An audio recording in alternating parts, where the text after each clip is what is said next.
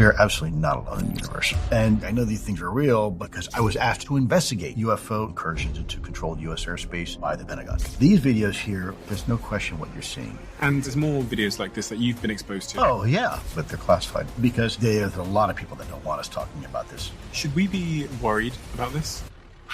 Luis Elizondo is a respected intelligence officer and former head of the Pentagon's Advanced Aerospace Threat Identification Program, where he led efforts to investigate UFO sightings and unidentified aerial phenomena. There were real things that we were encountering over controlled U.S. airspace by an unknown technology that frankly could outperform anything that we had in our inventory. And there was a big national security issue because there's potential for these things to be interfering with their nuclear equities. There's evidence to suggest that they turned on the nuclear facilities in Russia, right? Yeah, that's a big deal. But has there ever been anyone sent to jail because they've spoken about this subject matter? Worse, my life has been threatened many times, taking huge risks, but I think we deserve the truth. So let's go. People say that they were abducted by aliens. Do you believe any of those reports? I can tell you that we definitely have people that are now on U.S. government medical disability because they were involved in a UFO encounter. And then one of the rumors is that at Area 51, they found UFO materials. I cannot comment what Area 51 might or might not have. All I can say is that the government is in possession of material that doesn't look like it's made by us. Do you have any theories as to why they might be visiting here? Oh gosh, well, where do I start? You eventually resigned. Why? I resigned in protest because...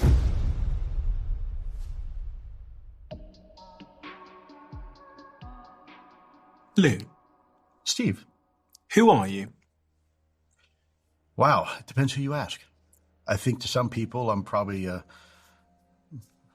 patriot. To other people I'm a father and a husband. And to other people I'm probably the devil. What's your professional CV? What does your professional resume say? Went to college, went to the University of Miami. I studied microbiology, immunology, and parasitology. I consider myself a disciple of the scientific method and scientific principles. I then joined the Army, United States Army. I went in as enlisted. I had an opportunity to go in as an officer because of my education. But the words of my father always rung in the back of my head. And he said, in order to be a leader, you must first know what it means to follow. And so I joined the Army as an enlisted soldier, spent some time on deployments, Korea, lived a year in Asia, was in military intelligence. And then I was recruited very shortly thereafter into a special program where I became a civilian special agent in counterintelligence, running investigations, supervised investigations throughout Latin America, South America, Central America, and then spend the rest of my time after 9/11 over in Afghanistan and the Middle East, primarily dealing with terrorism issues, running operations against Hezbollah and ISIS and other organizations. And then after probably several years of that, my wife got very tired of it. Missed too many birthdays, missed too many holidays, and she said, you really need to come back. And more importantly, I'm afraid the next time you leave, you may not come back. We're losing some people over there quite a bit. And so I listened to my wife. I came back, took a supervisory job, ran investigations worldwide, terrorism investigations. And then from there, I went to several other three-letter agencies. I worked for the NCIX, National Counterintelligence Executive. I worked for the DNI, the Director of National Intelligence. And it was in 2000, shortly thereafter, that I was asked to be part of a very interesting program in the Pentagon. What my CV is, I'm probably a jack of all trades, but an expert in nothing. I've done a lot of things, mostly national security crimes, terrorism, espionage, some counter-guerrilla operations, counter-narcotics, counterinsurgency missions. You said in 2008, 2009, you were asked to come back to the Pentagon to work on a particular project. What project was that? So, well, it wasn't the one that wound up being the project everybody knows me for. So in 2008, they asked me to run a program to help integrate national level intelligence with law enforcement, local and state law enforcement agencies. Now, why is that important? Because, and then it kind of leads to the next thing. After 9/11, people think here 9/11 was caused by unfortunately some terrorists doing some bad things. That was an effect. That wasn't the cause. The actual cause was us here in the United States not being able to share information with ourselves very well. We had pockets of information at the CIA, pockets of information at the FBI, pockets of information at the Department of Defense, but we weren't sharing it with each other. And thereby, there was an information gap, an intelligence gap, and the folks at 9/11 were able to do what they did, unfortunately. So we learned that lesson by trying to create better integration. So how do you take super secret information and get it down to a level that can be consumed and usable without compromising sources and methods? So that was the problem I was asked to come back and fix. It was shortly thereafter is when I was visited by some individuals and had some conversations with some other individuals about a program that I had no idea was ongoing, but it was. And it was a program involving the investigation, the government's investigation into UAP, or in the vernacular, you might call them UFOs. Who approached you? So there were two individuals. One of them I can talk about. The other one is identity is protected. It's a gentleman named Jay Stratton, who at the time was another intelligence official like me, and another one of his colleagues. And they came to me and they started asking me questions. They had a blue badge, so I knew that they were cleared. They had the same security clearance I had. We all worked in SCIFs. And it's not uncommon when you need expertise in a particular portfolio or mission that you outsource. You find the right people to do this right job. And so I was told they were looking for somebody to run counterintelligence and security for this capability that they had. They didn't tell me what the capability was. And I was a counterintelligence and security guy. I was an expert in it. So after several conversations, a bit of a dance, if you will, kind of like trying to figure each other out, they arranged for me to have a meeting with a individual. And I met what I would consider is the premier rocket scientist for the United States government. Now, when I say rocket scientist, I mean literally a rocket scientist. This is a gentleman who can tell you the fuel consumption rate of a first stage solid rocket motor booster. He can tell you the orbital velocity of a MIRV vehicle, multiple reentry vehicle coming in from low Earth orbit. I mean, the best of the best of the best. He was running a program, and I still didn't know what the program was, but he said, look, we've been doing it. We've been given a lot of money to do it right, and we're looking for somebody with me with your skill sets. And his name was Dr. James Lakatsky, and the epitome of a rocket scientist. And at the end of the conversation, I remember him looking at me over his glasses, and he said to me, what do you think about UFOs? And so I thought for a moment, and I said to him, I'm sorry, I don't. And he said, well, what do you mean? You don't believe in UFOs? I said, no, I didn't say that. You asked me, what do I think of them? And my response was, I don't, because I don't think about them. I'm too busy chasing bad guys and trying to fix problems for the government. I never really had the luxury to think about them. And he said to me, okay, that's fair enough, but let me just warn you, don't let your analytic bias get the best of you, because you may learn things here that will challenge any preconceived notion or narrative that you have about the topic. And so I left that meeting thinking to myself, is this some sort of psychological evaluation? Was that a serious question? And it was very soon thereafter that I learned the reality that the United States government was absolutely invested in a UFO investigative program. And more importantly, that it was legitimate. It was real. There were real things that we were encountering over controlled U.S. airspace, over sensitive military installations, by an unknown technology that frankly could outperform anything that we had in our inventory. So that was my introduction to now what is known as AATIP. The program had several iterations before. It was under the contract vehicle, was called AATIP. My focus was specifically more on the nuts and bolts investigations of these UAP incursions into controlled U.S. airspace, encounters by military aircraft of these things. We weren't really focused on civilian information, right? It wasn't like a grandma seeing some lights in the backyard. These were, well, to lack of a better term, close encounters by trained military pilots, trained observers, by the way, who could recognize a silhouette between an Su-22, a MiG-25, and an F-16 from 10 miles away and make a split-second decision if it's a friend or foe.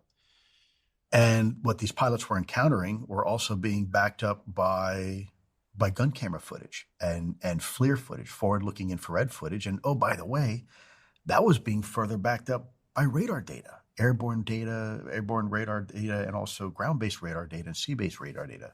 How do you go from the project you were working on into AATIP? Because that was the first sort of meeting, right? That was like an introductory conversation. So there were several meetings before that Right. where they were trying to vet me, see if I had, I guess, the right background and skill sets. It wasn't until that meeting with Jim Lukatsky that the word UFO was used. And how did I go about that? He's the one who made the decision. It was his program. I had nothing to do with that. I just, said, yeah, I'll do it. I didn't even know what I was signing up for until after my meeting with him. So did he say to you, okay, well, we'd like you to work on this program, this AATIP program. The acronym there stands for Advanced Aerospace Threat Identification Program. Correct. And eventually you became the director of that program. Yeah. So there was a natural evolution of it. Initially, they were brought in to provide counterintelligence and security expertise. But as that program ALSAP faded away, the necessity and urgency of some of these incursions was getting to a desperate crescendo. It was getting there was a lot of these incursions happening. There was a big national security issue that we were all recognizing. And there were some elements in the government that were trying to kill the effort. And not for reasons you might think, believe it or not. It was completely different. And so the decision was made to bring it up to the Pentagon, up to where I was, take it out of DIA, Defense Intelligence Agency. And with the authorities I had, I was the director of National Program Special Management Staff. And so that was my job. I ran special access programs for the White House and for the National Security Council. And we put the program under that, keeping it out of the prying eyes of some of the folks that previously were trying to kill the program. So this program, Advanced Aerospace Threat Identification Program, was really focused on investigating reports and incidents of UAPs or UFOs in military environments. So if there was a UFO/UAP in a military base, then this project would investigate what that was. Is that correct? Correct. That's correct. So it was only military focused. It wasn't interested in civilian data. By the time we were running it at the Pentagon, it was really looking at, for example, nuclear carrier strike groups that were encountering these things all the time. It would be, for example, an Air Force base or a Navy base, or there was a special operations unit on a particular patrol. And if they happened to encounter a UAP, those type of reports. And I also want to emphasize here, we weren't looking for UFOs. We were always coming into a situation with the understanding that there's some sort of prosaic answer to what this is, right? It actually wasn't a UFO. It was a drone, a test fire of a missile. It was a drone. It was a balloon. It was whatever. Because there are certain signatures and profiles that you can look very quickly and determine, oh, that's just conventional technology. But there was a guideline that we use that helped us understand when something really was anomalous. When we're talking about, it's not our technology, and whatever that is, it's probably not adversarial or foreign technology. So now we're getting into the real world of UAP. That's anomalous. What's a UAP? Unidentified anomalous phenomenon. So let me backtrack a little bit. For years and years and years, the term UFO, unidentified flying object, was used. There were several reasons, but later on the term was changed to UAP, and it stood for unidentified aerial phenomenon. And that's probably in the last year and a half, you're starting to see yet another definition of UAP, unidentified anomalous phenomenon. And there's a reason for that. I'm happy to explain if you want, but the decision was made to change from UFO to UAP. I read that it was because a lot of the sort of military personnel stopped reporting their sightings because there was a stigma associated with the term UFO. Correct. So it's two reasons.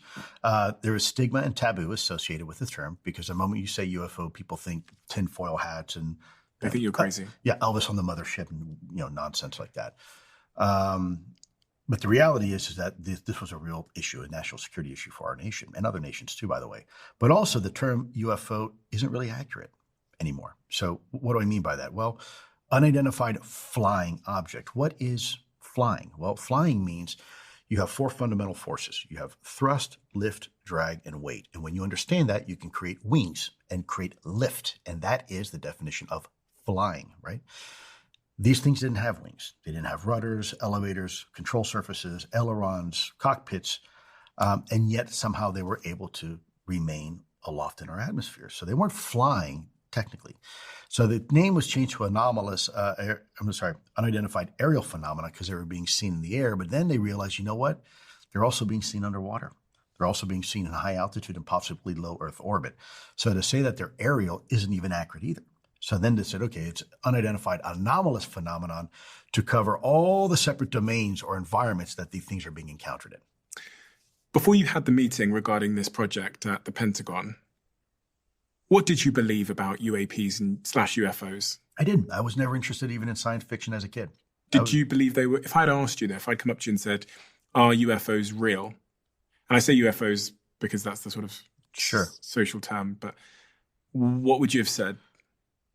Probably not. I would have said literally probably not. I wouldn't say for sure not because I didn't know. What about now? Oh, yeah, kidding me? I mean, yeah, these are real. I mean, don't take my word for it. Our government's already said it. I mean, you have a former director of national intelligence telling the world, yeah, these things are real, whatever they are. You have a former director of CIA. You have a former president of the United States. And we've known for a long time they're real. And by the way, it's not just our country. There's other countries that are very forthcoming. There's countries in South America that have been dealing with this for a long time. Japan just entered into a bilateral information sharing agreement with our country for the express purposes of sharing UAP information and data. China's interested. Russia's interested in this. Several European countries have a fairly robust capability and have a lot of information on this. Was there a moment when your belief changed? Was there a moment that you can remember where you thought, you know what? What I thought about UAPs was wrong? Sure. And what I often tell people, there's two types of individuals, the way that we process this information. In one category, you have people that will sit there and say, I had this epiphany, this revelatory moment where all of a sudden it's like, oh my God, they're real, right? Are you kidding me? And then there's another group of people, which I probably fall into that second category, the latter category, which is more of a slow progression and realization of what we're dealing with is not a conventional technology. It's not our technology. It's something else. At some point, the preponderance of evidence is so overwhelming. Let me give you an example. I spent my life in investigations, terrorists, spies, whatever.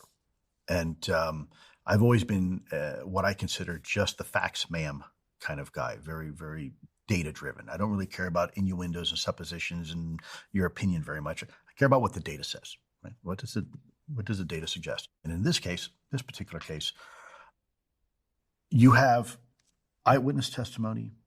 You have it backed up by gun camera footage. You have it backed up by FLIR footage. You have it backed up by radar information.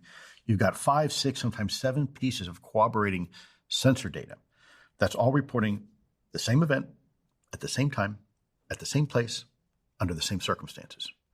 Now, if I was in a court of law and I was presenting this as evidence, we are well beyond reasonable doubt. The jury would have no choice but to convict because the evidence is so. The same collection sensor suite that we use to prosecute and win a war, and forgive the vernacular, but literally drop warheads on foreheads, is the same information, the same systems we're using to collect the data on the anomalous vehicles we're seeing.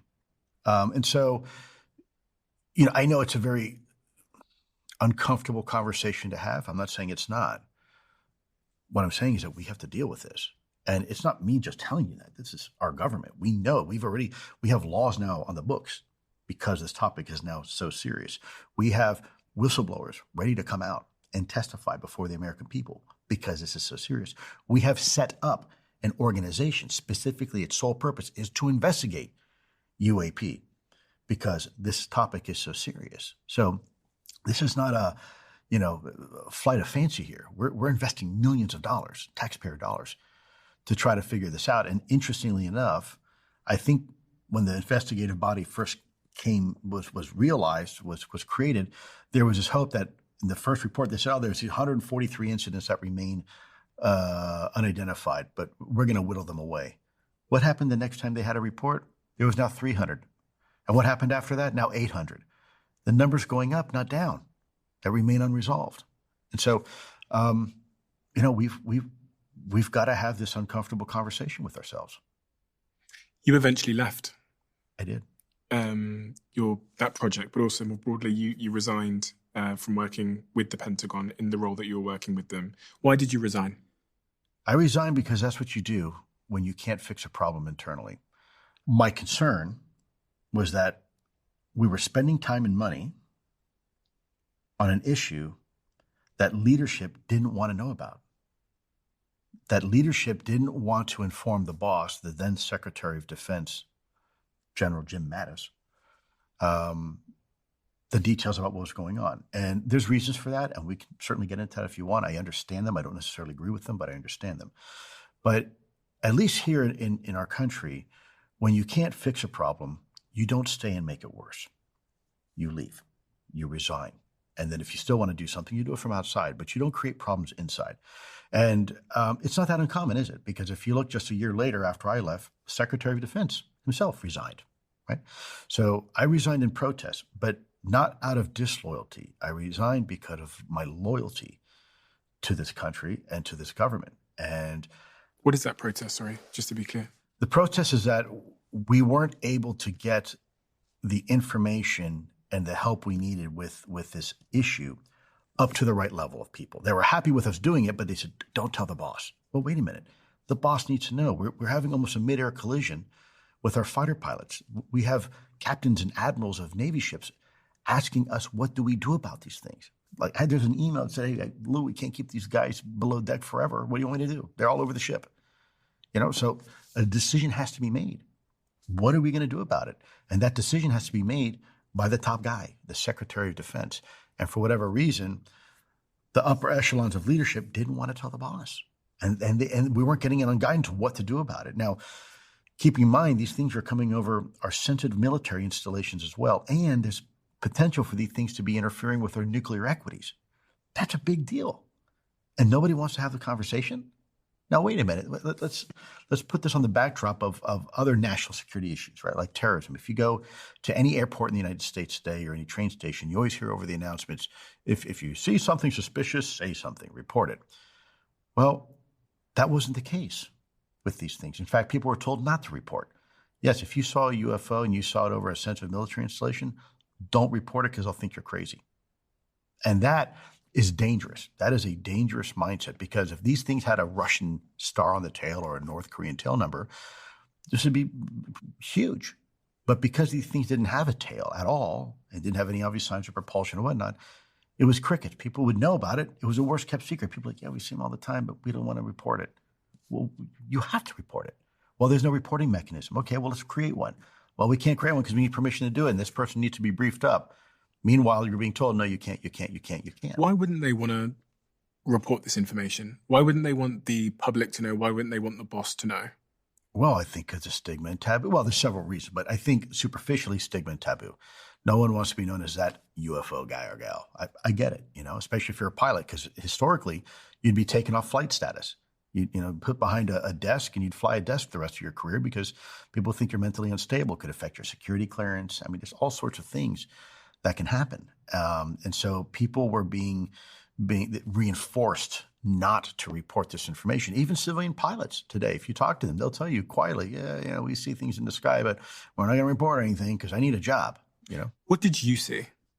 Oh my, what day? I mean, videos, reports, photographs. I mean, there's videos that are so compelling in high definition that there's no question what you're seeing. It's not our technology. It's not our technology. And the capabilities are beyond anything we can do. I mean, I'm happy to explain some of those capabilities if you like, but when you look at this from a rational perspective, you only come to one outcome. But it's only one it can be. The other one is so remotely possible that the mental gymnastics to get to that, and we can go into that in a minute, it's absurd. And so let's go into a little bit about what makes these things unique. Okay, because planes fly and UAP are in the air, so that doesn't make them unique, and things go fast and whatnot. So you have to, in intelligence, if you want to filter out data and only focus on certain data, you have to create parameters. So we realized early on in the government that these things had 5 parameters, 5 observables that made them stand out away from everything else.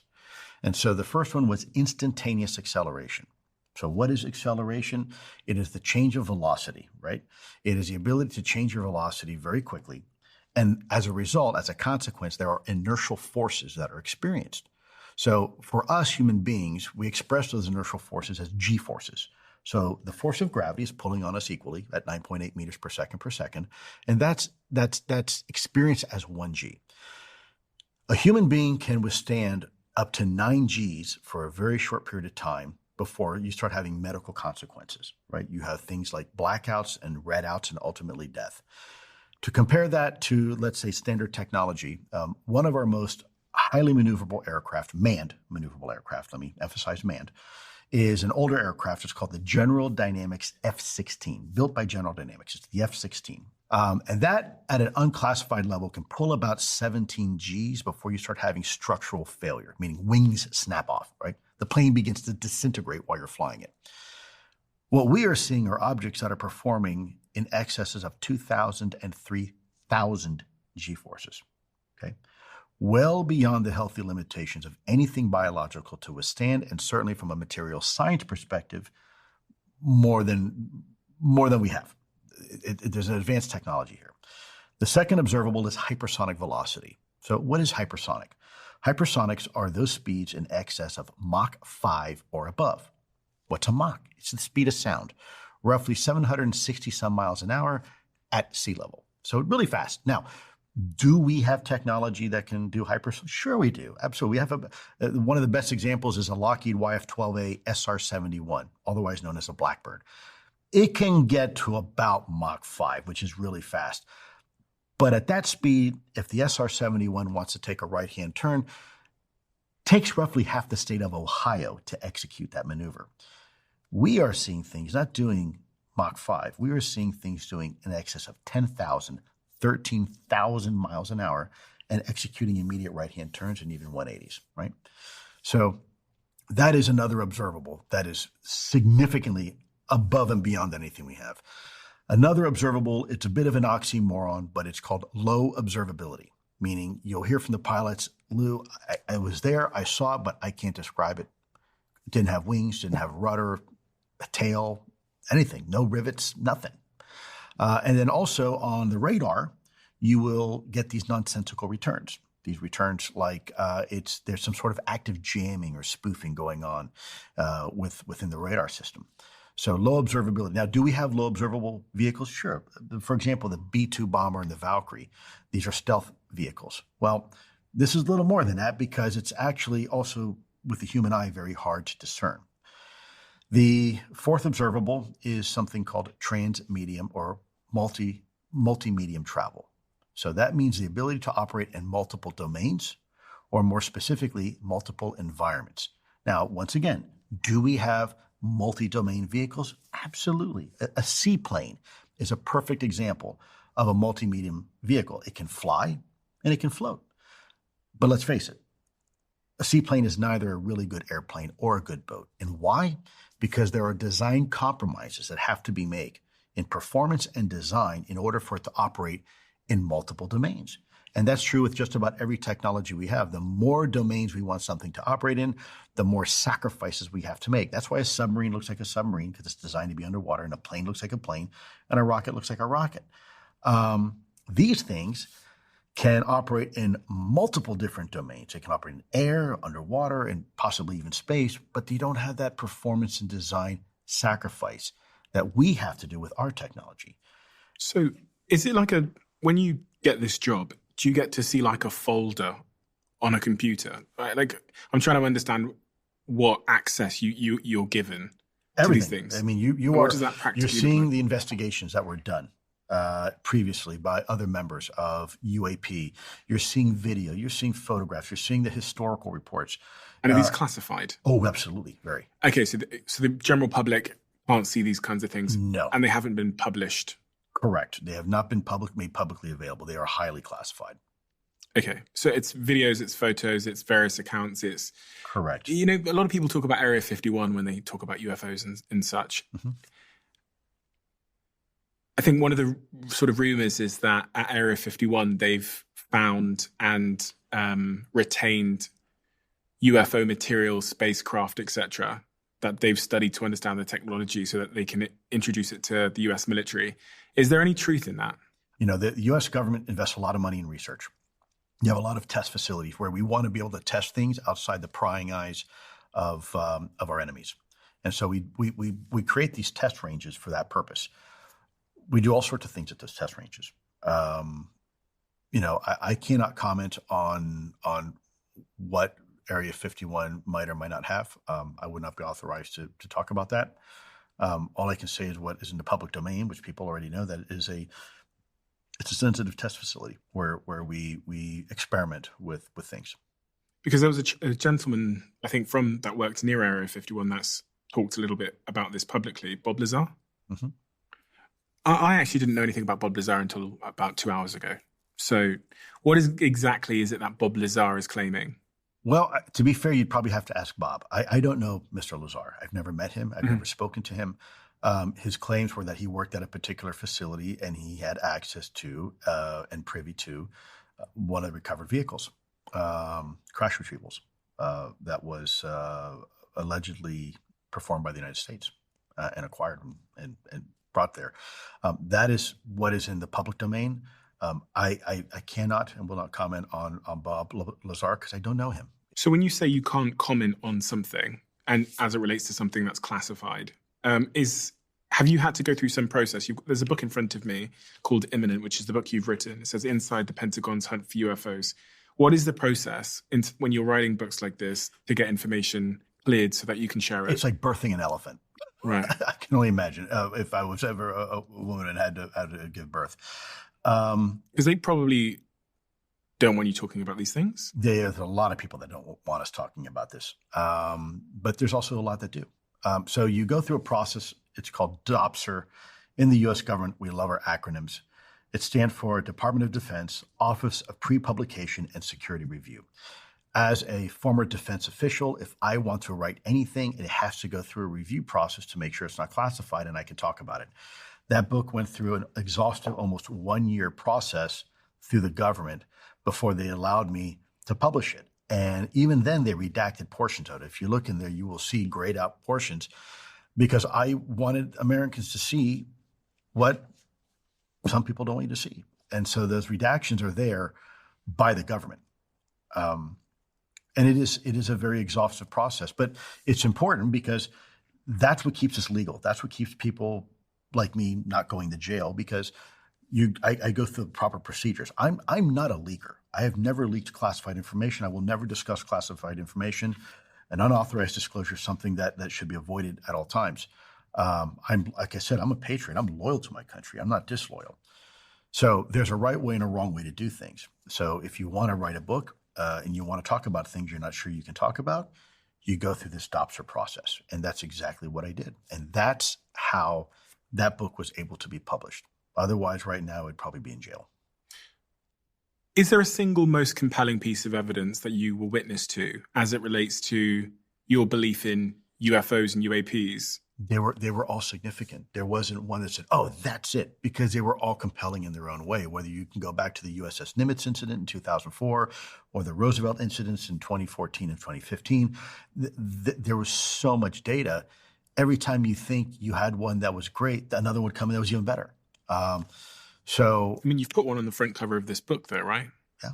What is this incident on the front cover of your book? That is known as the Gimbal Incident. That is a video that was taken by an F-18, and you can hear the exacerbation. If you listen to the actual video, you can hear the pilots trying to discuss what it is. And then you also hear on it the discussion of there's a whole fleet of them. Look at the ASA. And oh, by the way, it's going 120 knots against the wind at roughly 20,000 feet. So it's not a balloon. And you begin to see this vehicle orientate itself in a 90-degree angle. Now, if this was a plane, like here's your wings, if you go in a 90-degree angle, you lose altitude, right? Because that's how the principles of lift work. That's not the case there. I think this is the video. So. Yep. Dude, this is a fucking drone, bro. There's a whole fleet of them. Look on the ASA. My gosh. They're all going against the wind. The wind's 120 knots from the west. Look at that thing, dude. That's not our LNS though, is it? It's not. That is the LNS, dude. Well, if there's like that thing, it's rotating. And that was shot by 2 US sort of fighter pilots. Yep. And There's a lot more of those out there, and a lot clearer too, but they're classified. So there's more videos like this that you've been exposed to. Oh yeah, but they won't release them. They will not release them. Why? Because of sources and methods, because they remain classified, because how they were taken, where they were taken, under what circumstances, what technological capabilities were used to collect the information. The U.S. government wants to keep out of the hands of its adversaries what our true capabilities are. So let's say you're flying a mission over a denied area and you don't want the enemy to know that you're over it, right? The last thing you want to do is release a video where you can look and say, oh, we're in this location and now the enemy knows, or we have this capability, or we can see this good. These are the technologies we have. These videos here, ironically, are probably some of the least compelling videos. Now, people say, oh, these are incredible, but these are the ones that were unclassified that could be released. The other ones, some of these are so clear. The problem is how they were taken, the collection capabilities that were used to take them, where they were taken, under what circumstances, the metadata in the video, all that is a consideration. Okay.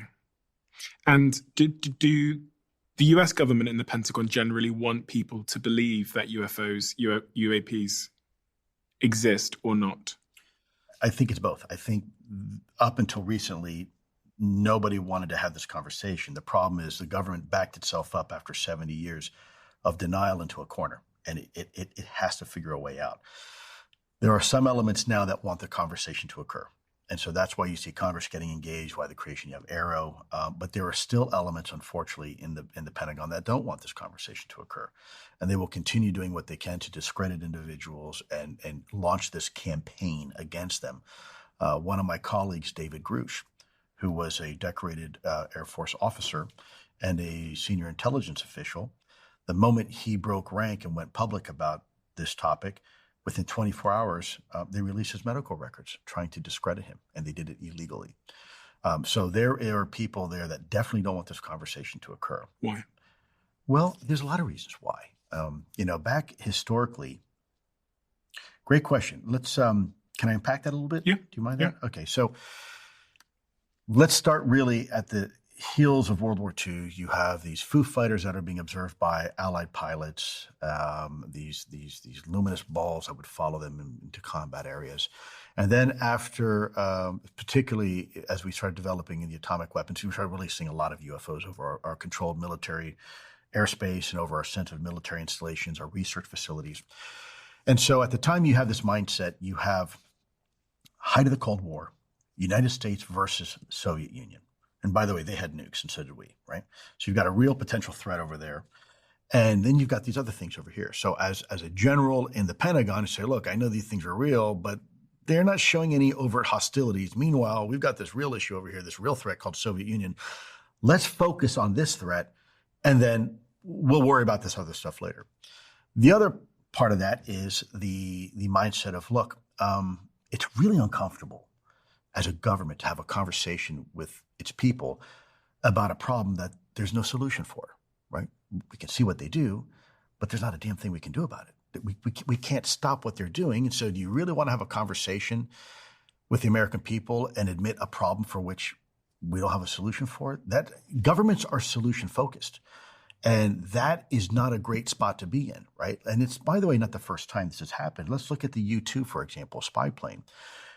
When we first built that, the CIA commissioned it through Lockheed Martin Skunk Works, and we were flying that vehicle in contravention to a standing treaty we had with Russia that we would not fly manned reconnaissance missions over Russia, mainland Russia. We were. But we built this plane to fly so fast and so high, we thought they couldn't detect us, right?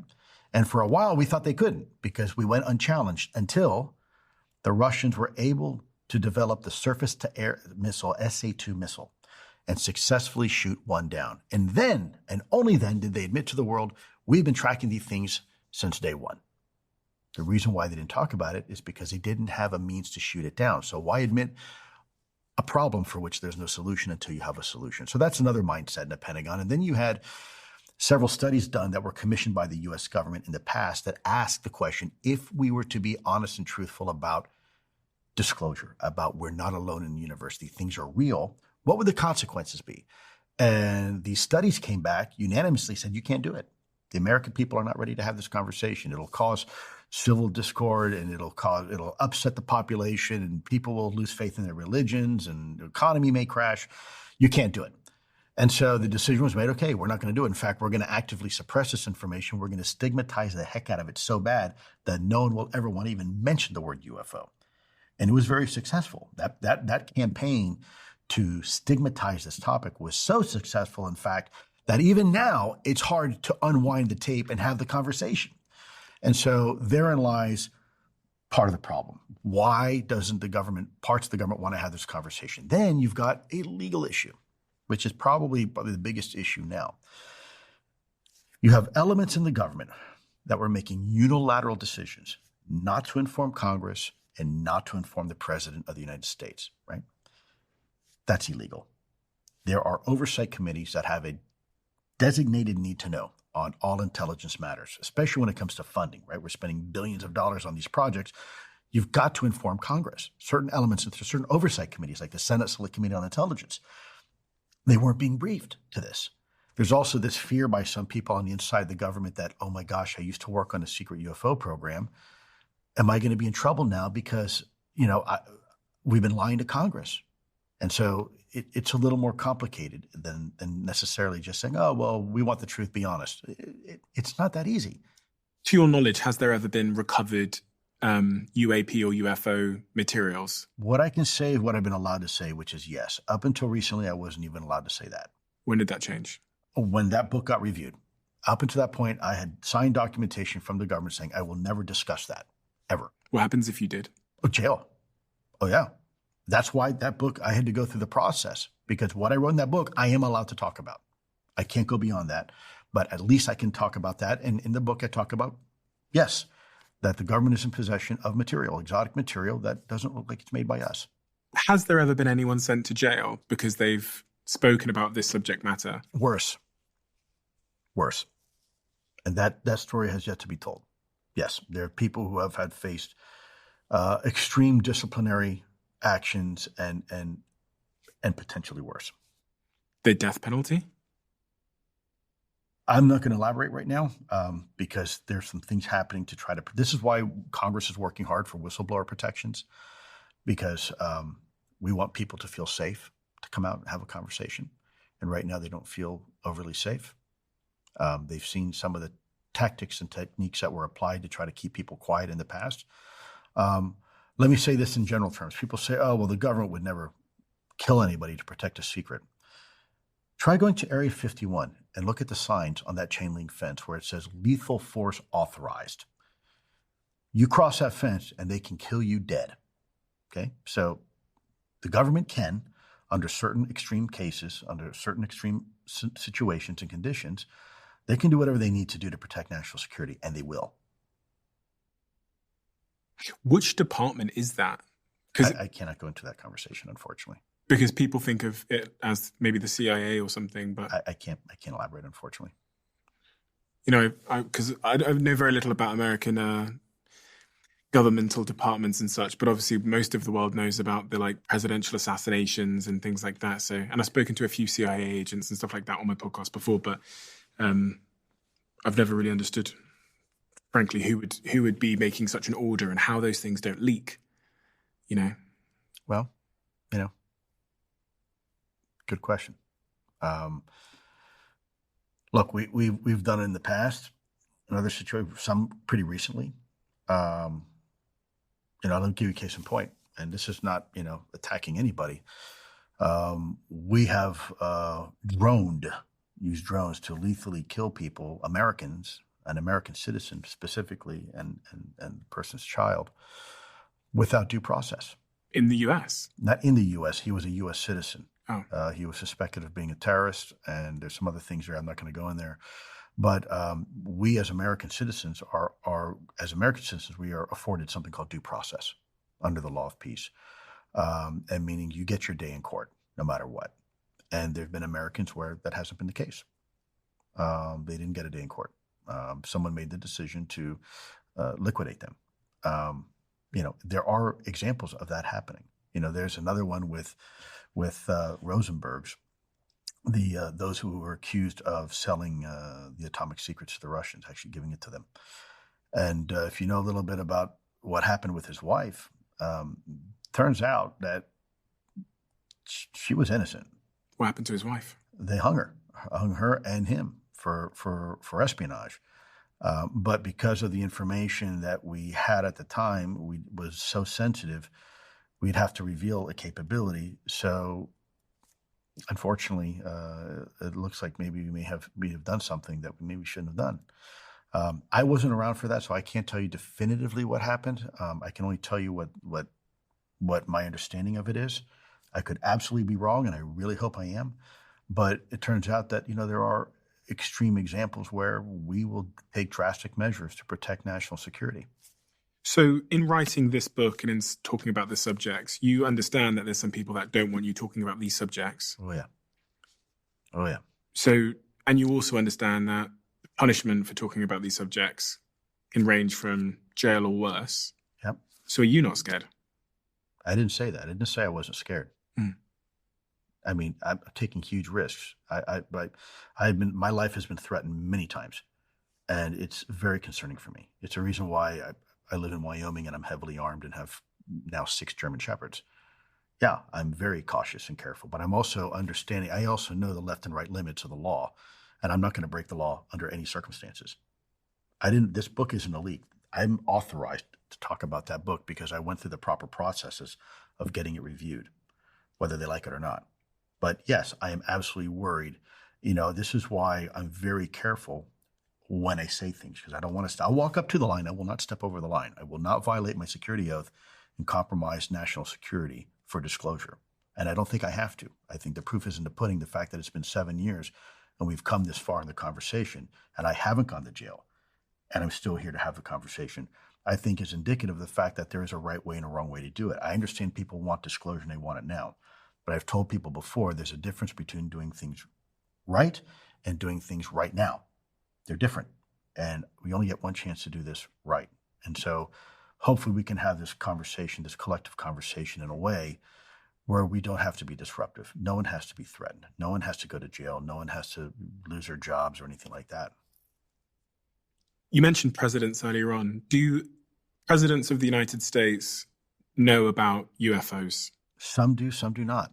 Unfortunately, there's a mindset by some people that think that politicians and presidents are temporary hires. They're here today, gone in 4 years. So why brief them up on something, especially if they have no military or intelligence background? It's a risk. So you know what? Don't brief them. Which presidents do you think were aware of UFOs and these kinds of programs? Sure. Well, we know for sure there were several. For sure, for example, Carter was. But then, how do you know? Clinton, well, because Carter was briefed. I know somebody who actually worked with Carter to get information on this topic. I won't say the person's name. The person's still alive, so I don't have permission to talk about that. But we know that for a fact, and there's records of it. But there's other presidents like Bill Clinton who wasn't briefed but wanted to be briefed, right? And so, and again, this is the crux of the problem. Who's making the decision on what president gets briefed and what doesn't? That's nonsense. President George Bush Sr. was briefed when he was also the director of the CIA. So he was very well aware of this topic. But then there's other presidents that weren't. And so this is highlighting the very problem that I have. Who's making the decision to choose who gets briefed and who doesn't? What about Obama and Trump? I can't answer for them. Obama has recently stated for the record that these UAP are a national security issue, not a threat, but an issue, that there's something there, that these are real. Whatever they are, whatever it is. President Trump recently, former President Trump said a week and a half ago, for the record, when asked, that he would be willing to release the UFO files and that he wanted to do it in the past, but he faced fierce resistance. Now think about that statement for a minute. Who the hell is giving him resistance to releasing UFO files when you're the president, right? That is a very significant statement. That is what needs to be fixed.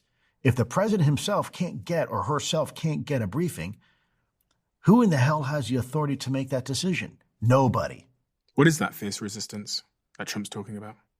I don't know. You'd have to ask Trump. What do you think it is? I think there is a huge amount of influence by the military-industrial complex. and it is an enormous business, always has been. It's huge. It is probably the world's largest business globally. And why wouldn't the military-industrial complex want those files to be released? Well, because then you have to admit that they part of the programs. Some of these folks, have been a lot of their successes is being able to work super secret programs for the U.S. government, and maybe there's technology that they don't want released. Maybe there's capabilities that we had that we don't want to tell our adversaries. And there's a lot of reasons for it, which are understand. Some of them are actually legitimate. I can understand. I don't agree with, but I can understand. How much do you think the average person on the street knows about what goes on in the Pentagon and behind the scenes of the government? Brother, forget the government and Pentagon. How many parents, they can tell you who's a quarterback of their favorite football team, and they can tell you their stats, but how many parents know who their kid sits next to during lunch or in second period math class? Government is, that's basic facts, man. We, as humans, most of us, we suck. We don't know anything, and we're so used to being force-fed information by whatever outlet du jour we want to tune into, If I'm a liberal, I'll watch this. If I'm a conservative, I'll watch that. I'll go straight to my echo chamber and, just hear what I want to hear and have people tell me not only information that they think I need to know, but even my opinion of what it should be about. This is a much, much bigger issue than just UFOs and UAP. We as people have become extremely lazy, and we no longer are willing to ask the hard questions. We're not. You were part of one program, but you also referenced a second program called the Legacy Program. Mm-hmm. What is the Legacy Program? It is the traditional, long-held effort by the U.S. government to study UAP. People think AATIP was the only program in OSAP. Before that, there was Blue Book, and before that, the Legacy Program is the collaborative effort of individuals over the course of several decades that have been looking into this topic for the U.S. government and by the U.S. government. And okay, just doing similar things to what AATIP did. Yes, and more robust and much more well-funded. I wonder why they don't fund it as well these days. There's a reason for that too that I would need permission to talk about. There were some distractions in the early 2000s that lifted and shifted resources away from efforts to something else. You probably can figure out what that was, but there was an enormous resource drain and refocusing in the early 2000s to focus on something else. And so I heard you talk as well about this sort of different types of aliens per se, because when we think of aliens, we reflect on movies that we've seen, and they have like the big heads and things like that, and maybe they're like white, tall, skinny with like the big arms and the big legs and stuff like that. Is that what people in the Pentagon consider aliens to be? What we see in movies? I can't speak on behalf of other people. I can only speak on behalf of me. I've been very, very careful not to stereotype anybody or anything. I think it's important. We have to keep an open mind, because when you say the word aliens, you are automatically presuming that these things are from outer space. Mm-hmm. They might not be. There's lots of different options. It doesn't have to be from outer space. What do you believe? Do you believe they're amongst us? Well, can I explore this with you? Mm-hmm. This question? Okay, so it's not an either or. So in the beginning of our conversation, I told you I went to the University of Miami and I studied microbiology, immunology, and the study of parasites. Now, if you go to some anthropologists, they will suggest to you that modern human beings, Homo sapiens sapien, has been around roughly between 100 to possibly 200,000 years. So on a 24-hour clock, right, it's only the last 2,000 years, and it was the Greeks that proposed there were two fundamental life forms on this planet, and you were either a plant or you were an animal, and human beings were an animal. And so the 24-hour clock, you're probably talking maybe, 10 minutes ago, before midnight. Well, it was 300 years ago, during the Renaissance or the days of Enlightenment, that we discovered an entire new life form on this planet that's been here all along. And that was neither plant nor animal. It was the world of fungus. And we pat ourselves on the shoulder and say, hey, we found a new life form. In this 24-hour clock, it's been probably the last maybe 10 seconds, last 120 years only, that we discovered for the first time the true dominant alpha life form on this planet. And in fact, if you take all the biomass of every plant and all the biomass of every animal and all the biomass of every fungus and added it all up together, it still will not equal the biomass of this hidden yet dominant life form that's been on this planet all along. And it wasn't until we could have the technology to curve glass and look through a little tube and famously shout the words, little beasties, did we discover the world of microorganisms. Okay, the true dominant life form on this planet that's been here all along. In fact, it's inside of us. It makes us up.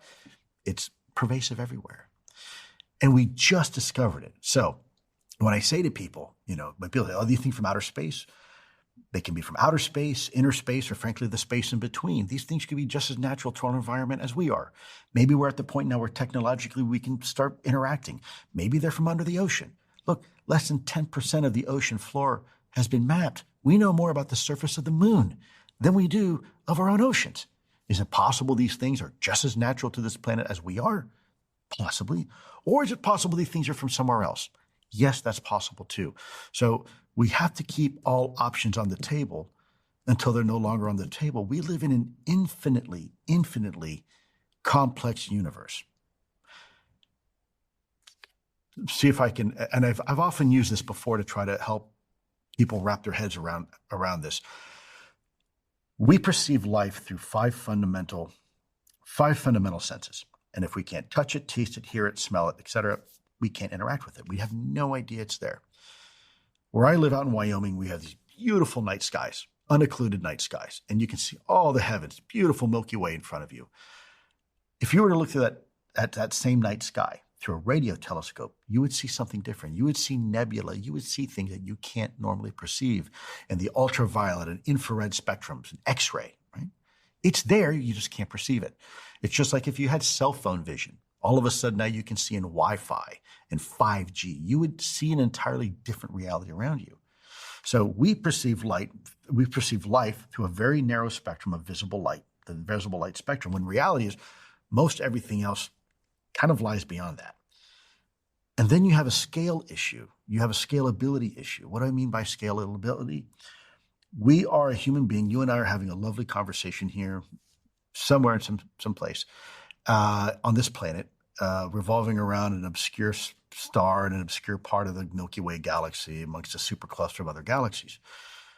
The visible horizon from any direction we look at of light, the size of the universe, has been estimated to be between 13.6 to 13.9 billion light years. Billion. What is a light year? A light year is the distance that a photon of light can travel in the course of a year. And how fast is that? Well, light travels at roughly 186,000 miles per second, or 7.5 times around our planet in 1 second, right? Really fast. Imagine how far that goes in a year. And now imagine how far that goes 13.9 billion years, right? So we're in the middle of the universe here. Our universal horizon in any direction is 13.9 billion light years. And in that direction, another 13.9, so roughly 27 billion light years across, and we're in the middle. Now, scientists are estimating that's less than 10% of the actual size of the universe. The universe is actually much, much bigger than that. This is just the universal horizon, because the expansion of the universe, light this far will never reach Earth. So now you're talking about a size 100 billion light years, and as small as we are right in the middle, this infinitesimally small speck, keep in mind, in our visible universe alone, there are more stars than there are grains of sand in all the beaches in all the world.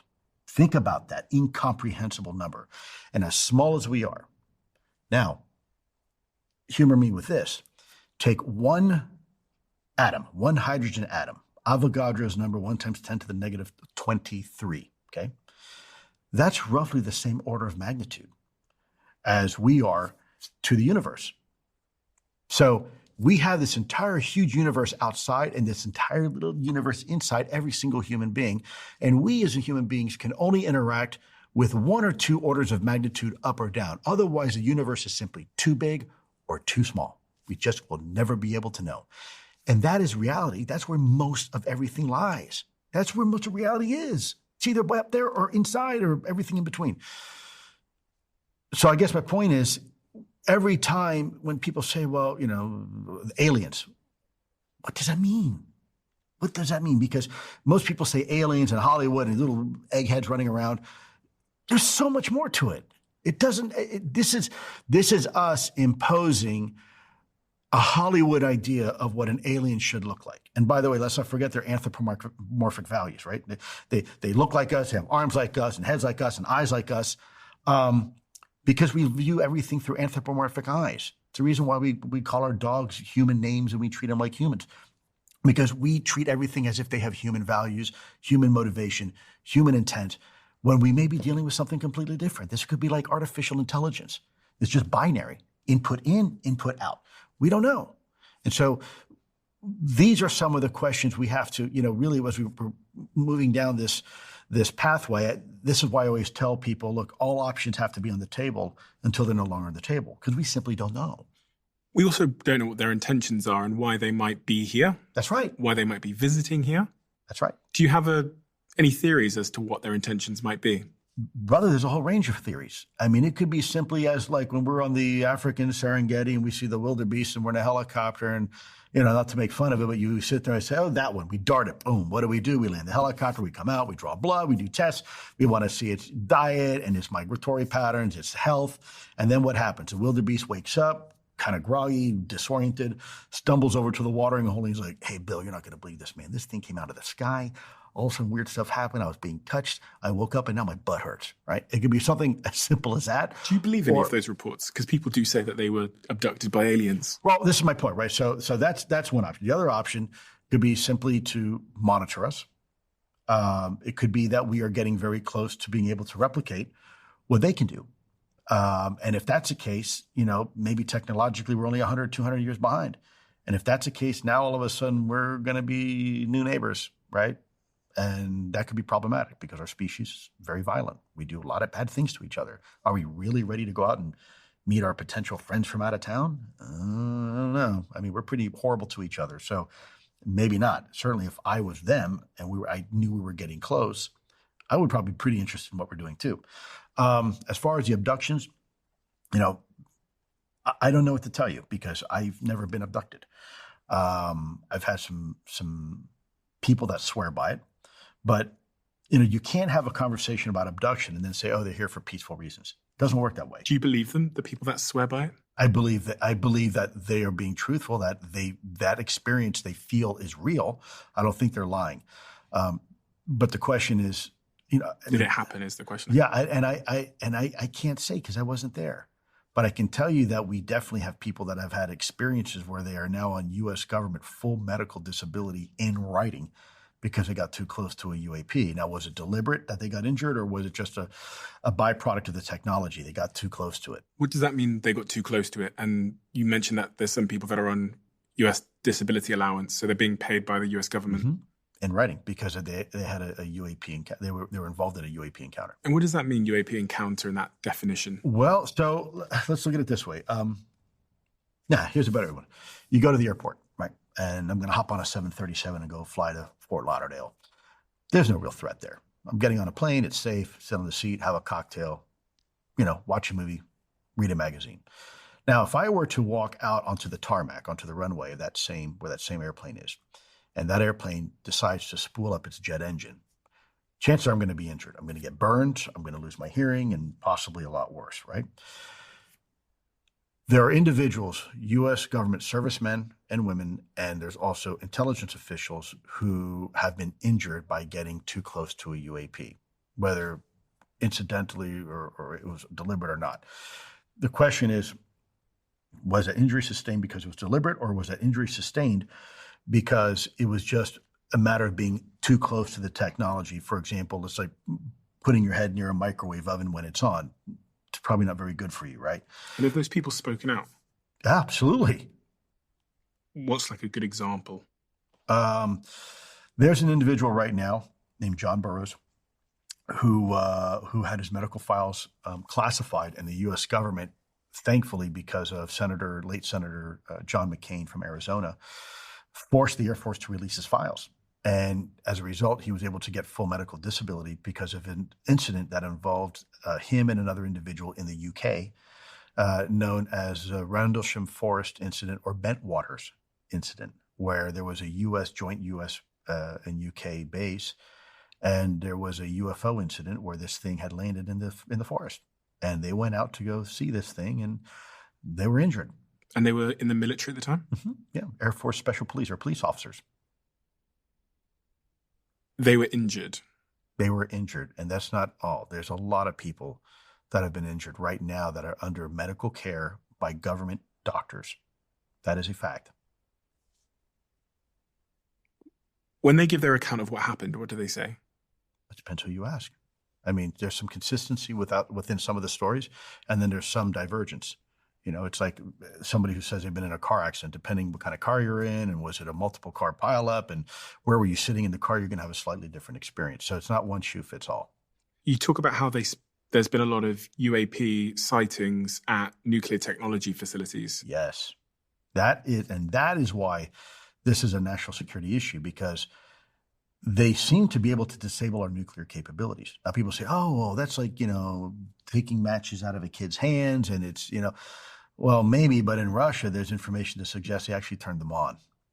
So, we have to be really careful with that. Our nuclear triad capability is really the crown jewels of the U.S. government. And so if a country or an adversary has the ability to interfere with a nuclear response, that's significant. There's evidence to suggest that they turned on the nuclear facilities in Russia. Yes. What is that evidence? Well, when was that? There's evidence that there's actually a KGB report that suggested that the one of their places was actually turned on. In fact, there's a lot. Let me be careful what I say here. So after the Berlin Wall fell, there was this brief honeymoon period between the Soviet Union and the U.S. where ex-KGB officers were sharing information with us and our government. I think that's about all I could probably say about that. But there was some very interesting information that we were able to see. I was reading about this really interesting incident called the Colares Incident. Colares in Brazil. I can't pronounce that. So you did it great. Colares. Colares, which was in 1977 to 1978. And it sounded like a UAP incident that was witnessed by hundreds, thousands of people. It was investigated officially by the Brazilian military under the command and control of a 4-star general named General Uchoa. And he has explained before he passed away that even his own military personnel had been attacked. By UAP. And what did they see? What did they document see? Oh my goodness, a whole litany of things. A lot of the locals recall being terrified by these things being pursued by them, almost being like a laser blast, if you can imagine that, or directed energy type injury. Very provocative.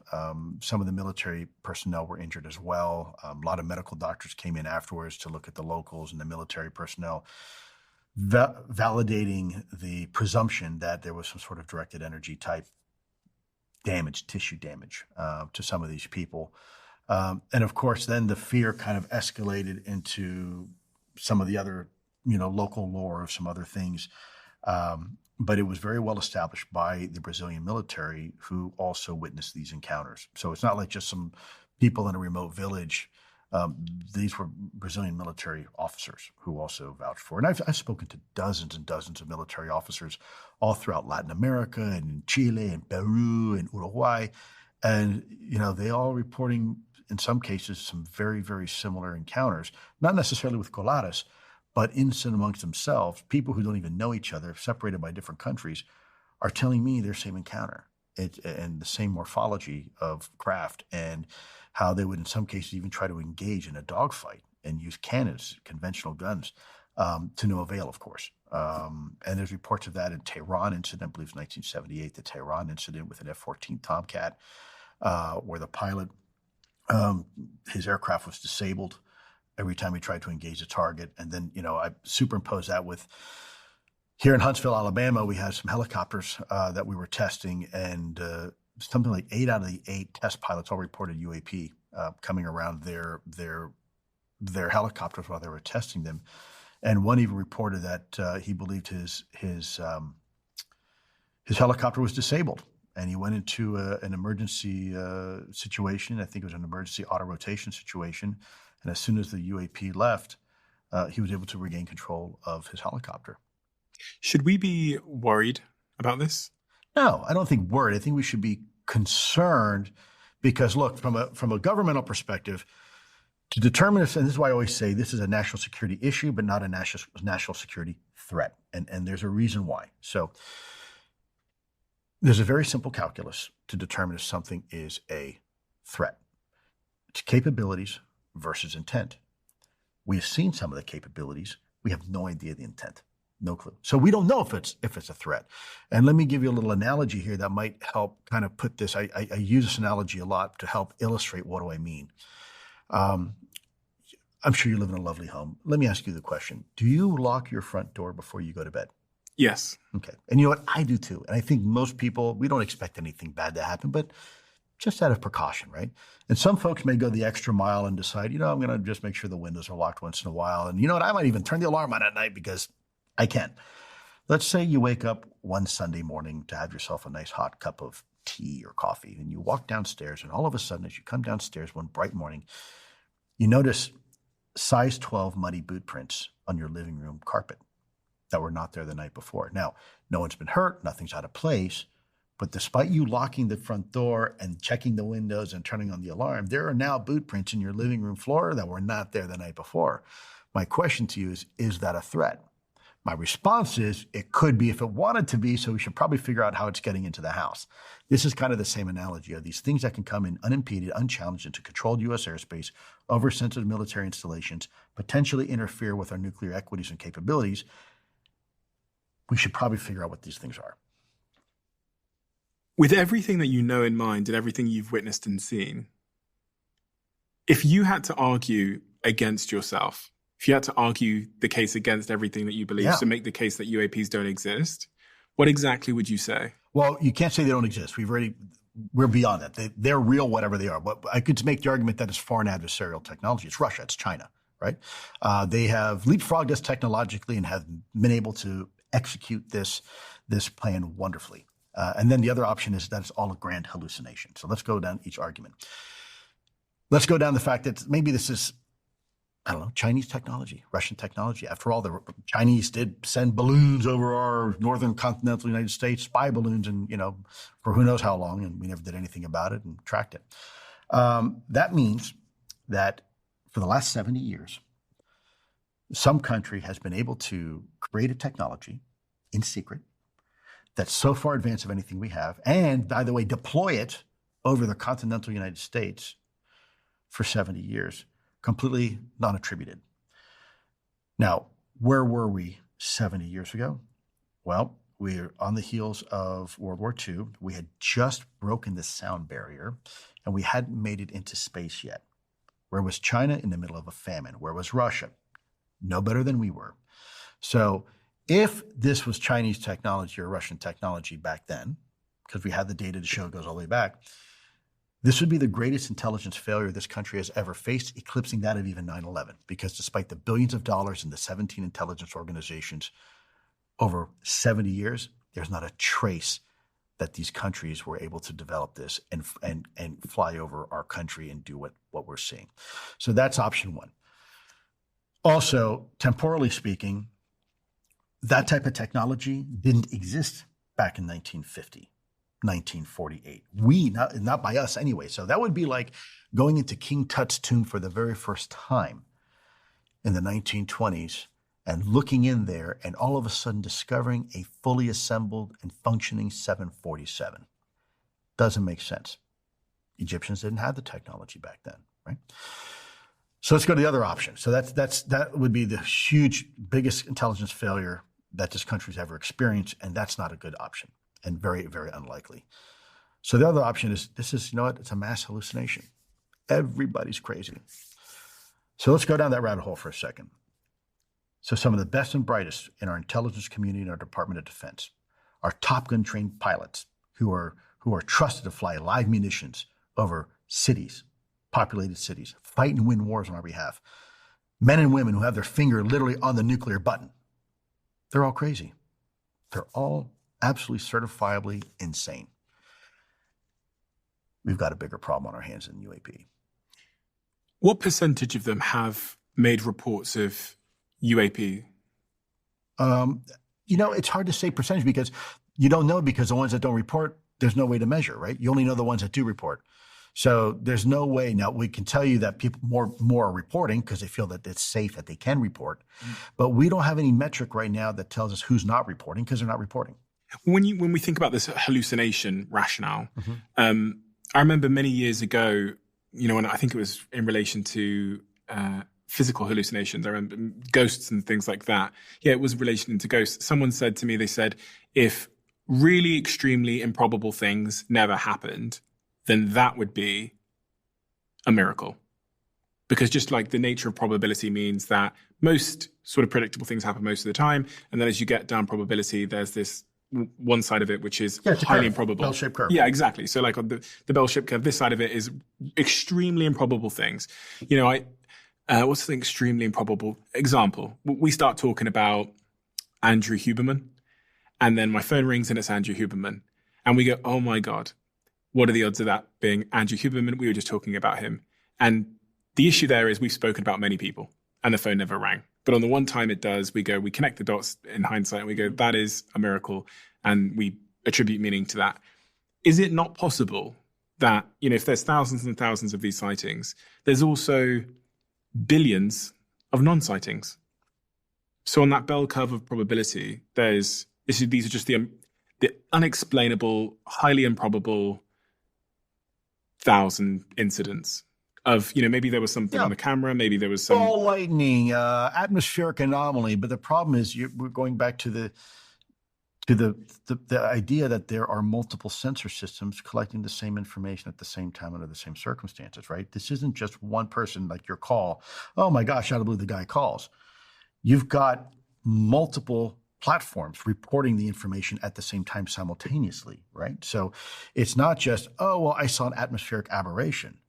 The radar's picking it up. The gun camera's picking it up. The FLIR's picking it up. And another radar system's picking it up. And another radar. And by the way, other capabilities, which I can't discuss here, are also picking it up. So it's a real thing. Now, could it be a Russian rocket on reentry that happened to use up all its hydrazine and now the booster rocket is burning up? Yeah, but then you don't have these 90-degree turns. You don't have 180-degree turns. You don't have something coming in, sitting at 80,000 feet, then dropping up right above the surface of the water, hovering 50 feet, and then popping right back up again that you can measure. It's quantifiable and qualifiable data. Is that you referring to what they call the Tic Tac Incident? Is that what that is as well? So the Tic Tac Incident that's not the video from the Tic Tac, but yeah, the Tic Tac Incident are these objects that were detected. At one point, one of the operators said it was raining UFOs. So the Spy-1 radar can detect a baseball-sized object at 80,000 feet. Okay, so very, very capable. You had E-2 Hawkeye. What's that? It's an air platform. It's an aircraft. It's a flying radar system that we use to provide combat support, air support, and combat control for aircraft. So you have the Aegis-class destroyer. It's basically like a Ticonderoga class, I think. You have the USS Princeton with the Spy-1 radar, one of the world's most premier at the time radar systems on the planet. You have the E-2 Hawkeye also picking it up on radar. Then you have the aircraft that could pick it up on radar. Then you have the eyewitnesses picking up on radar. Then you have also the footage, the FLIR footage, picking these things up as well electro-optically. So you're talking about something that is at 80,000 feet, then within a blink of an eye has the ability to drop down to 50 feet and then go right back up again instantly. And it's all being verified by various different sensor systems. Now, in this particular case, I'm convoluting a little bit because the pilot's incident confirmed the Tic Tac, but they didn't see it dropping out of 80,000 feet. So I'm kind of putting it all together to make it a little easier for people to consume. But the Tic Tac incident wasn't really an incident. It was incidents over a protracted period of time in the early November timeframe. So it wasn't just one incident. There are multiple incidents, but it's referred to as the Tic Tac incident because the pilots actually reported seeing this white flying, what's been described as a lozenge, what's been described historically as a white flying butane tank. In this particular case, it was described as a white flying Tic Tac, like the breath mint Tic Tac. And they saw it go up, down on radars and systems like that. Oh, yeah. Yeah, they saw it up and down on radar systems, and then the pilots actually saw it zip away and bang, disappear over the horizon, only later on, within a few moments, to be picked up on radar again, 60 miles away at their cap point, where they're supposed to rendezvous next. So you're talking incredible speeds, incredible hypersonic velocity, instantaneous acceleration, low observability, all the anti-gravity, all the observables. And that's just one. That's just one that's publicly known. There's a lot more of these things that have been happening. How long were you with this, working on that project at the Pentagon, AATIP? 8 years. 8 years. I'm an old guy. This is gray, not blonde. Let's talk about our sponsor, Whoop, quickly. We're now on the home stretch of Sober October, and this is where I would normally share my key takeaways. But as I haven't been drinking for over a year now, I thought you might prefer to hear from a listener who's given up alcohol for the first time through this Whoop Sober October challenge. Earlier this week, Charlie from Manchester sent me this message. The last few weeks have been so transformative. While I haven't given up drinking for good, Whoop Sober October Challenge has shown me just how much my body needs time away from drinking, especially during periods when I really need to perform. I've slept better and I've felt more mental clarity and control each day. Sober October is almost over, but your chance to learn more about your body is not. If you're not yet a Whoop member, go to join.whoop.com/CEO to start your free trial today.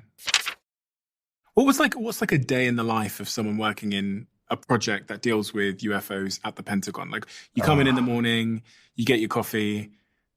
I had the two worst portfolios anybody could ever ask for at the Pentagon. I was like a pariah.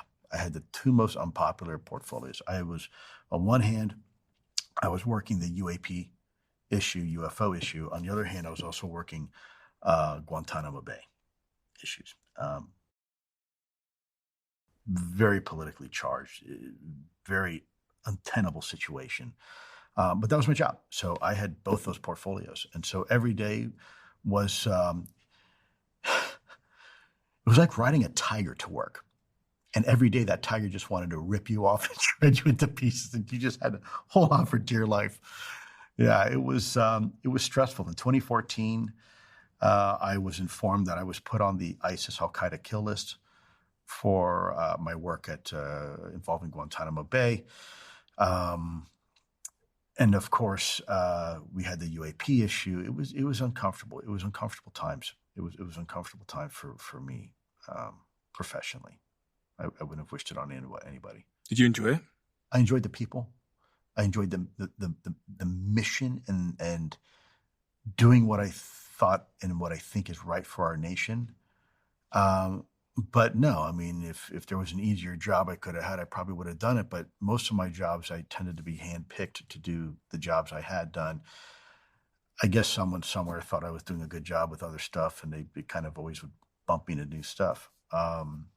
How does your work with UFOs and your belief in these other, I was going to say life forms, but just these other forms of, I don't know, activity that we can't explain, because I hesitate on the word life forms because, again... yeah, and let me say, it's not a belief in life. It's a belief in possibilities. Okay, right. I don't know. I can't tell you definitively that, I believe in, life and it looks like this in other parts of the galaxy. I don't know that. I haven't been to space. I couldn't tell you.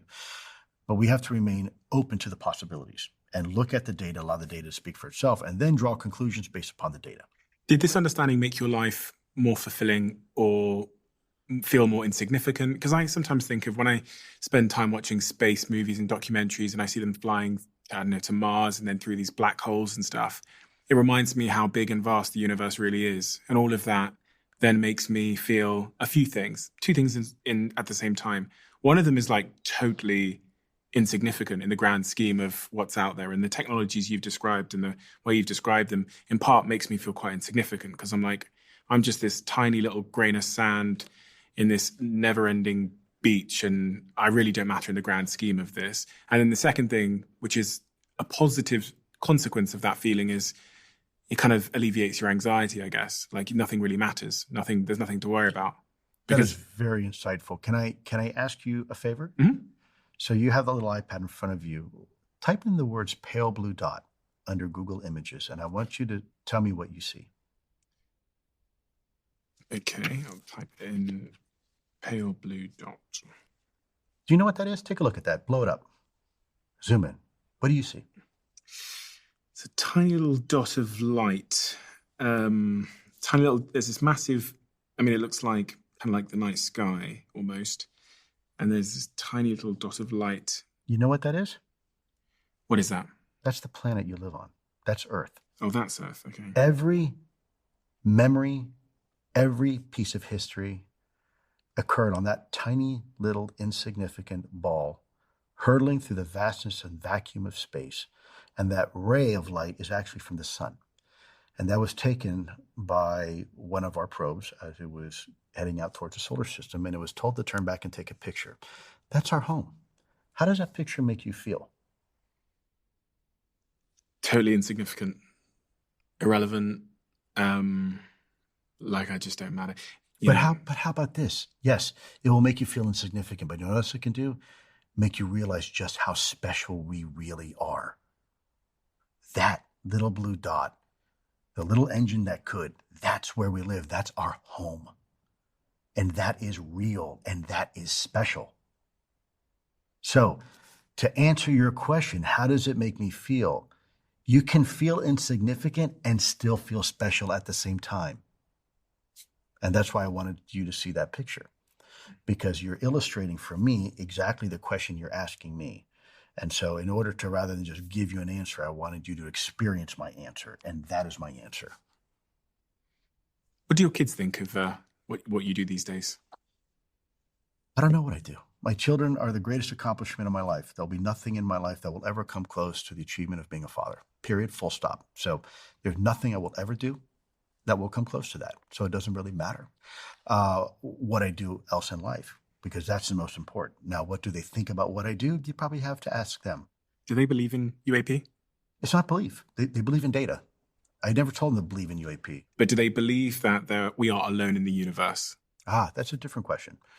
You'd have to ask them for that. But let's break that down again, because it's important. We love going into these binary things, either or. Okay. Does life exist in the universe? Yes. This is living proof. This planet. Okay. In fact, life is abundant. Life is everywhere on this planet. Even the place that we think could never possibly exist, it is there and it thrives. My daughters are very open-minded, but they're also independent thinkers. I taught them, don't be like mom and dad if you don't want to be like mom and dad. If we do something stupid, don't do it. Learn the lesson. So we've never prescribed our children what to think or what to believe, ever. It's been up to them. They are incredibly intelligent. They both have very successful careers, and they think on their own. And what they think is sacred. And I don't ever want to interfere with that. And I've always told them, I'm not asking you to believe anything. Do you believe we're alone in the universe? We are absolutely not alone in the universe. We just better hope the other life is kind, I guess. See, but there we go again. Me too. But what is kind? Let's just hope they don't hurt us. That's different. You're right. Let's hope they don't eradicate us. Right. Let's hope they're not malevolent. I would agree with that. Let's hope they're not, here for their own interests and not ours. Why did you call the book Imminent? Open the first page. There, when you get to the first written actual words, it's before the forward. What's it say? It says, you may be wondering why I titled this book Imminent. The word itself sometimes is associated with another word, threat. Although at first glance, it may appear that this book focuses on the potential threat of unidentified anomalous phenomena, UAP or UFOs in the vernacular. That is not my intent. According to some of the common definitions of the word imminent, it usually means something is about to happen or impending or inevitable. This is precisely why I chose this title. The invasion isn't imminent, though. That's kind of what I'm trying to check. I know. I know. But that's not my intent.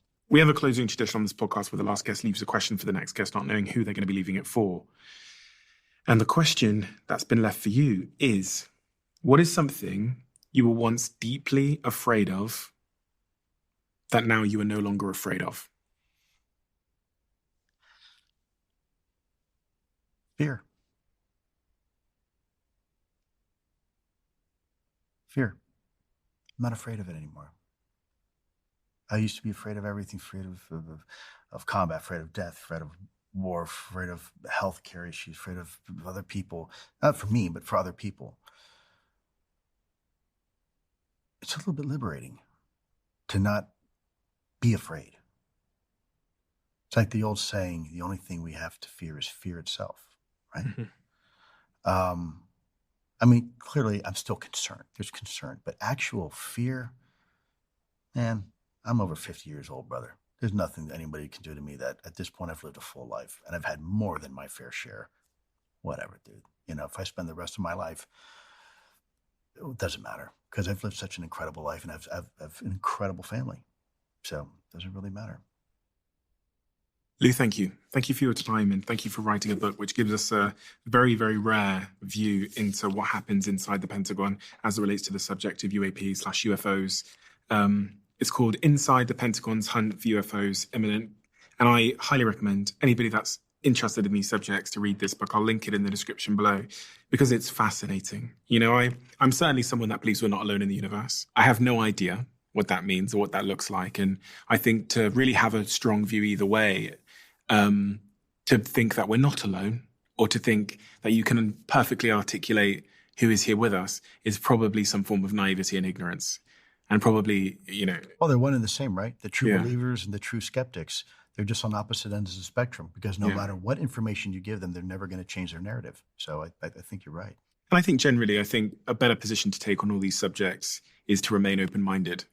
And that's why I was keen to have this conversation because I like to remain open-minded to information. And there's so many times in history that we thought we had it figured out and we didn't. So to think we have it figured out now is stupidity, frankly. So exactly. Lou, thank you. My honor and privilege. Thank you, thank you, thank you.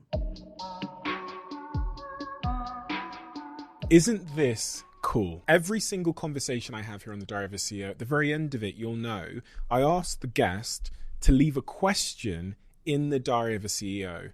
And what we've done is we've turned every single question written in the Diary of a CEO into these conversation cards that you can play at home.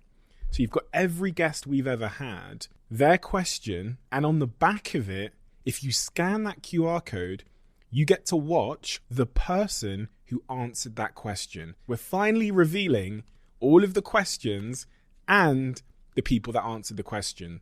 The brand new version 2 updated conversation cards are out right now at theconversationcards.com. They've sold out twice instantaneously. So if you are interested in getting hold of some limited edition conversation cards, I really, really recommend acting quickly.